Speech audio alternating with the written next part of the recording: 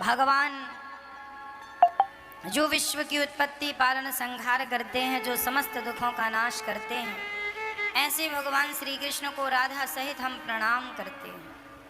सुखदेव भगवान को नमस्कार करते हैं, जो जन्म लेते ही जंगल की ओर रवाना हो गए।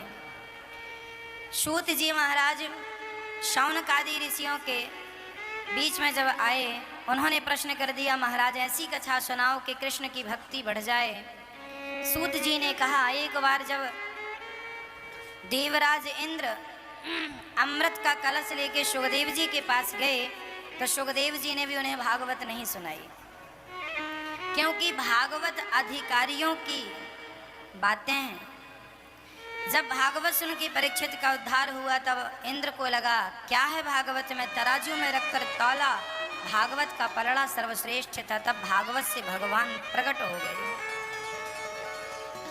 एक बार नारद जी के विचरण करते करते वृंदावन आगमन हुआ। यहाँ भक्ति ज्ञान वैराग्य की परेशानी सुनी, तब सनकादियों से कारण पूछा। उन्होंने कहा, भागवत सुनाइए। हरिद्वार की पावन धरती पर नारद जी ने भागवत सुनी सनकादियों से, सनक सनंदन सनातन सनत कुमार। भागवत कितनी बार सुननी चाहिए? सदा सेव्या सदा सेव्या श्रीमद् भागवती कथा। भागवत एक बार नहीं मैया, दो बार नहीं, बार बार। अच्छा मैया ये बताओ, आप लोग भागवत जी बार बार सुनते हैं, कोई 1 साल से सुन रहा है, कोई 2 साल से, कोई कई वर्षों से भागवत सुनते। जब से लॉकडाउन लगा है फर्स्ट वाला, तब से तो बहुत सारे लोग रेगुलर भागवत जी सुनते चले आ रहे हैं। अच्छा मुझे आपसे एक उत्तर चाहिए, आपने इतनी बार भागवत सुन ली, जब जब आप लोग भागवत सुनते हैं तो आपको ये नहीं लगता कि वही वही भागवत हम सुन रहे हैं? कोई बोरियत तो नहीं होती? ऐसा तो नहीं होती यार वही बार पिछली बार भी सुना वही सुन रहे हैं? कुछ नयापन लगता है कि नहीं? हाँ या ना? हाँ, बोरियत लगती है तो बताओ, और नयापन लगता हो तो बताओ। भागवत कभी पुरानी नहीं होती, जितनी बार सुनेंगे हम अब लोग कहते हैं वही भागवत बार बार क्या सुनना। तो ये बताओ, कपड़े में दाग लग जाए तो क्या एक बार के साबुन लगाने से छूटता है? बार बार लगाना पड़ता है। उसी प्रकार जब एक बार के सत्संग करने से जन्म जन्म के पाप नष्ट नहीं होते, तो बार बार सत्संग करते करते धीरे धीरे हमारे जन्म जन्म के पापों से भागवत जी हमें मुक्त कर करके अपने चरणों का अधिकारी बना लेती हैं। भगवान हमारे हृदय को पवित्र कर देते हैं भागवत से। इसलिए सदा सेव्या सदा सेव्या, एक बार नहीं, 2 बार नहीं, राम राम रटते रहो जब तक घट में प्राण। कभी तो दीन दयाल के भनक पड़ेगी का, कभी तो सुनाई पड़ेगी ना, इसलिए पुकारो। अच्छा अब आप कहेंगे महाराज जी भागवत वही बार बार ना। अच्छा रोटी आप रोज खाते हैं कि नहीं? कल भी रोटी खाई जी। अच्छा 2015 में आप लोग क्या खाते थे? दाल चावल सब्जी रोटी। 2016 में क्या खाए? दाल चावल सब्जी रोटी लगभग। किसी दिन सब्जी चेंज कर ली, किसी दिन दाल चेंज हो गई, किसी दिन सब्जी चेंज हो गई, किसी दिन पर रोटी चेंज नहीं हुई। रोटी की जगह किसी दिन पूड़ी खा ली, पराठे खा लिए, ये सब ठीक है, पर लगभग अधिक तो रोटी ही रही। हाँ या ना? हाँ, इसीलिए आप देखते हैं 2015 में भी रोटी खाए थे, 2019 में भी रोटी खाए, और 2021 में भी क्या खा रहे हैं, और 2030 में भी क्या खाओगे, और जब तक जियोगे तब तक क्या खाओगे? अरे इतने दिन से रोटी खा रहे, बोर नहीं हो गए रोटी खाते खाते? बोरियत नहीं आई ना भाई? जितनी बार रोटी खाते हैं उतनी बार रोटी का स्वाद अलग अलग प्राप्त होता है। बस उसी प्रकार जितनी बार कथा सुनते हैं उतनी बार कथा का स्वाद अलग अलग प्राप्त होता है। रोटी तब अच्छी लगती है जब भूख अच्छी हो,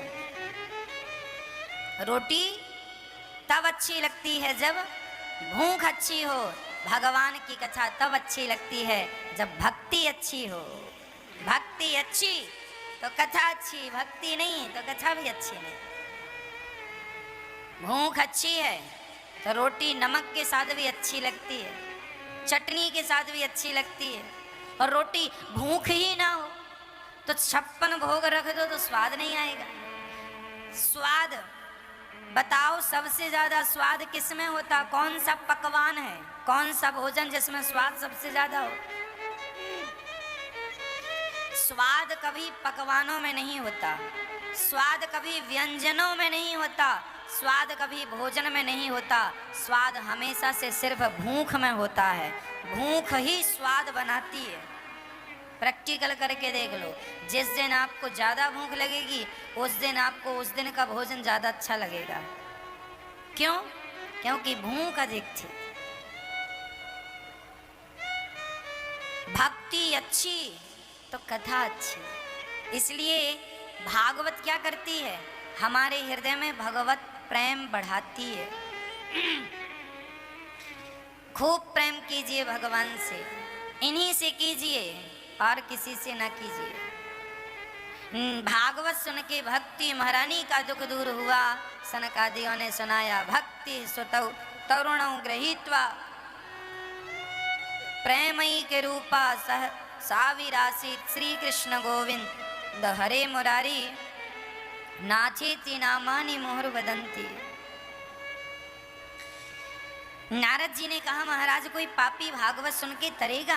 बोले हाँ, ये मानवः पापकृतस्तु सर्वदा सदा दुराचार विमार्गिगाः क्रोधाग्निदग्धः कुटिलाश्च कामिनः सप्ताह यज्ञेन कलौ पुनन्ति ते।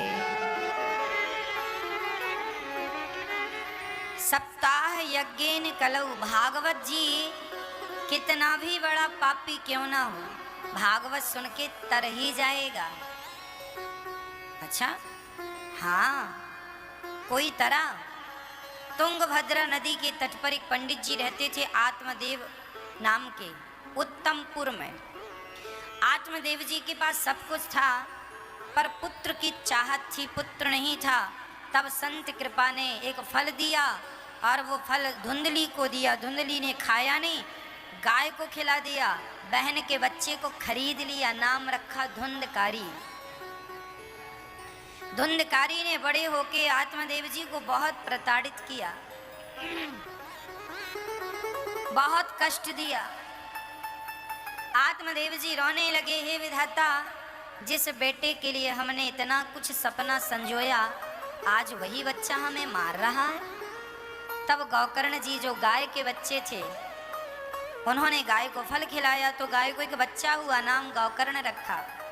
गौकर्ण जी ने ज्ञान दिया, धर्मं भजस्व सततम त्यज लोक धर्मान सेवस्व साधु पुरुषान जहि काम तृष्णाम। इस संसार में सबका सार क्या है मैया जी? सब चीजों का सार क्या है? सेवा। सेवा सबका सार है। क्या करना चाहिए हमें?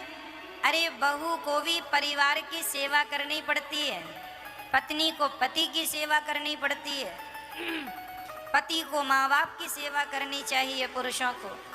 हम सबको हमारी संस्कृति ने सेवा से जोड़ा है और जो व्यक्ति सेवा कर रहा है वह व्यक्ति सर्वश्रेष्ठ है।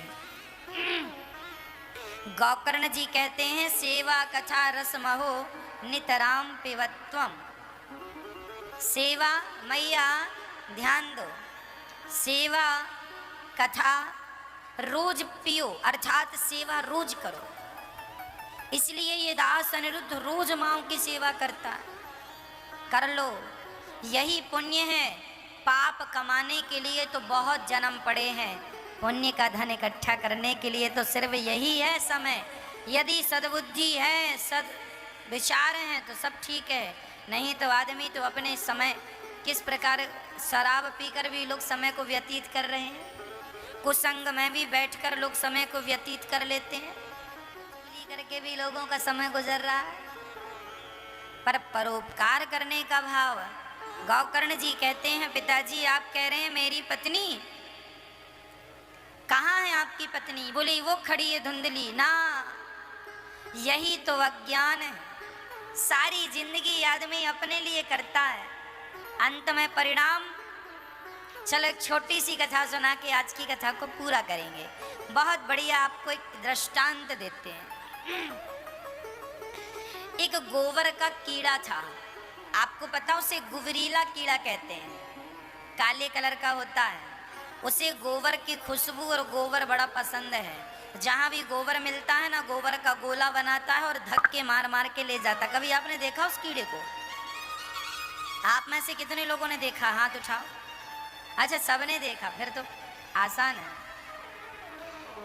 एक गोबर का कीड़ा होता है जो गोबर ही खाता है, उसका रस उसे, खुशबू उसे अच्छी लगती है, उसे गुबरीला कीड़ा कहते हैं, काले कलर का होता है। एक गुबरीला कीड़ा था, उसने गोबर का एक गोला बनाया और ढकेलते हुए वो अपने बिल की तरफ, जहां वो रहता था जमीन के भीतर, ले जाने लगा। अच्छा, उसे रास्ते में जहां जहां गोबर मिलता जाए, इतना लालची होता है ना कि वो जहां गोबर मिलता है थोड़ा सा और उसमें चिपका लेता है। तो वो चिपकाते चिपकाते उसका जो ढेला था ना गोबर का, वो बड़ा हो गया। और जब बड़ा हो गया तो धक्के मारते मारते वो ले गया। उसको बड़ी टेक्निक होती है, धक्के मार के ले जाता है, ले गया। पर जब वो अपने बिल के पास पहुंचा तो उसके बिल का मुंह छोटा सा था और गोबर का ढेला बड़ा सा था। तो अब वो गोबर का ढेला उस बिल में ही फंस गया ऊपर। बहुत प्रयास किया गोबर के कीड़े गुबरीले ने कि हम इसे अंदर ले जाएं और अंदर बैठ के, अच्छा वो गोबर का ढेला बना के सोचता है मैं अपने घर ले जाऊंगा, वहीं बैठ के आनंद से खाऊंगा। पर विडंबना इतनी है कि वो जोड़ इतना लिया कि उसके छेद से उसके घर में, उसका दरवाजा घर का इतना सा होता है, वो ढेला इतना घुसता ही नहीं। अब वो बहुत कोशिश करता है कि ये ढेला बिल में चला जाए, पर वो ढेला, गोबर का गोला नहीं जाता। तब हार करके गुबरीला कीड़ा ढेले को बाहर छोड़ के थक करके अंदर जाके आराम करता है। सारी मेहनत उसकी बेकार हो गई कि नहीं? जो सपना संजोया था उसने, वो सपना धरा का धरा रह गया। उसी प्रकार गुबरीला कीड़ा की तरह हमारी भी दुर्दशा है। हम लोग भी इतनी संपत्तियां इकट्ठी कर रहे हैं, इतना कुछ इकट्ठा कर रहे हैं, लड़ाई झगड़ा पाप, जो भी कपट निंदा चुगली, हम लोग सब इकट्ठा कर रहे हैं, धन दौलत सब इकट्ठा कर रहे हैं। पर ये भूल रहे हैं कि मोक्ष का दरवाजा बहुत छोटा है, इतना सारा सामान लेके जाओगे ही नहीं। इसलिए ये जो तुम कमा रहे हो संसार में, वो सब तो इसमें फंस जाना है, यहीं रह जाएगा। जैसे गोबर का ढेला बाहर रह गया, उसी तरह जो भी आपने कमाया है,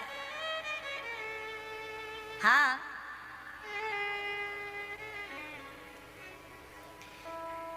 जो भी कमाया है, जो भी तूने कमाया वो दूसरा ही खाएगा। इसलिए कमाना है तो पुण्य कमाओ। जो तुम्हारे साथ जाने के लिए तैयार है, इसको कमाने से कोई फायदा नहीं। हम ये नहीं कहते धन दौलत ना कमाओ, पैसे कमाओ, पर सब कुछ कमा के भगवान के चरणों में अर्पित करो, ये मेरा नहीं। गौकर्ण जी की बात अच्छी लगी और आत्मदेव जी का कल्याण हुआ। धुंधकारी ने अपनी माँ को मारा, माँ कुएं में कूद के मर गई। धुंधकारी ने 5 वैश्याओं के संग संबंध स्थापित किया। धुंधकारी भी वैश्याओं की गला दबाने के कारण, अंगार डालने के कारण मर गया। पापी की हत्या जब हुई प्रेत बना, तब गोकर्ण जी ने भागवत सुना करके धुंधकारी जैसे पापी के उद्धार किया। इसलिए पापी से पापी आपका कोई अपना प्रेत भी बन गया हो, तब भागवत सुनकर ही उसका उद्धार होगा। इसलिए कहता हूँ आप भी भागवत जी की पोथी जरूर करवाइए अपनों के नाम की, ताकि उनका उद्धार रुका हो तो उनका भी कल्याण किसी भी प्रकार हो जाए। भागवत सबका कल्याण करती है, धुंधकारी का किया तो हमारा और आपका भी होगा। अभी नेक्स्ट फिर भागवत जी की पोथी है, आप अपना नाम लिखा सकते हैं। सबने भगवान ने प्रकट होकर हृदय से गोकर्ण जी को लगाया। नारद जी को सनकादियों ने श्रोता वक्ता का निरूपण सुनाया और सब भगवान के भजन कीर्तन में नारद जी इत्यादि मस्त होके भगवान ने सबको दर्शन दिया। सब भगवान के धाम को गए। जन्माद्यस्य यतोन्वयादि तरतश्चार्थे सुभिज्ञः स्वराट तेने ब्रह्म हृदय आदि गवये मुह्यन्ति यत् सूरयः तेजो वारी मृदाम हृदय आदि कवये मुह्यन्ति यत् सूरयः तेजो वारी मृदाम यथा विनिमये यत्र त्रिसर्गो मृषा धाम्ना स्वेन सदा निरस्तकोहकं सत्यं परम धीमहि। जन्माद्यस्य यतोन्वयादि तरतश्चार्थे सुभिज्ञः स्वराट तेने ब्रह्म हृदय आदि कवये मुह्यन्ति यत् सूरयः तेजो वारी मृदाम यथा विनिमयो यत्र त्रिसर्गो मृषा धामना स्वेन सदा निरस्त कुहकम सत्यम परम धीमहि। ऐसे भगवान को नमस्कार करते हैं जो स्वानैव राजति स्वराट, जो स्वयं प्रकाशित हैं, ऐसे भगवान को प्रणाम करते हैं, उनकी शरणागति ग्रहण करते हैं। कुंती माँ ने भगवान की स्तुति की, पितामह ने स्तुति की। राजा परीक्षित को 7 दिन में मरने का श्राप लगा। जिसे 7 दिन में मरना हो उसे क्या करना चाहिए, इस प्रश्न का उत्तर कल सुनेंगे। आप सभी अपने मोबाइल पर्स का ध्यान रखें, नहीं तो कोई भी आपका मोबाइल पर से चुरा सकता है। बहुत सारे लोग आपके बगल में ऐसे लोग बैठ जाते हैं जो केवल आपको नुकसान पहुंचाने आते हैं। श्रीमन्नारायण चरणौ शरणं प्रपद्ये श्रीमते नारायणाय नमः। श्रीमन्नारायण चरणौ शरणं प्रपद्ये श्रीमते नारायण